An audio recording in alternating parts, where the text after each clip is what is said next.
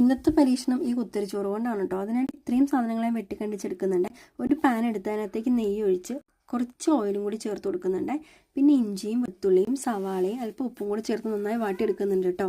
നമ്മൾ ഉണ്ടാക്കുന്ന ഭക്ഷണത്തിൻ്റെ സ്വാദിൽ പ്രധാന പങ്ക് വഹിക്കുന്നത് ഈ ഉള്ളിവാട്ടലാണെന്ന് പണ്ട് ആരോ പറഞ്ഞ് ഞാൻ കേട്ടിട്ടുണ്ട്. പിന്നെ കുറച്ച് പച്ചമുളകും കുറച്ച് തക്കാളിയും കൂടി ഇട്ട് നല്ല കുഴമ്പ് പരുവത്തിന് അതങ്ങ് വേവിച്ചെടുക്കണം കേട്ടോ.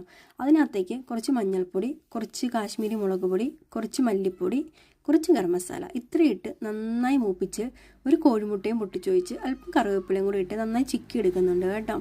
പിന്നെ അതിൻ്റെ നടുവിൽ ഞാനൊരു കുഴി വെട്ടി അതിനകത്ത് കുറച്ച് കുത്തരിച്ചോറും കുറച്ച് ഉപ്പും കൂടി ചേർത്ത് തലങ്ങും വിലങ്ങും ഇളക്കി എടുത്തു കേട്ടോ. ഈ സമയത്ത് മല്ലിയില ഇഷ്ടമുള്ളവർക്ക് ചേർത്ത് കൊടുക്കാം. എനിക്ക് മല്ലിയില അത്ര ഇഷ്ടമല്ല, അതുകൊണ്ട് ഞാൻ ചേർക്കുന്നില്ല. പിന്നെ കുറച്ച് നെയ്യും കൂടി അതിൻ്റെ മേലെ തൂവി കൊടുത്ത് 1 മിനിറ്റ് ഒന്ന് മൂടി വെച്ച് വേവിച്ച് സംഭവം റെഡി ആയിട്ടോ.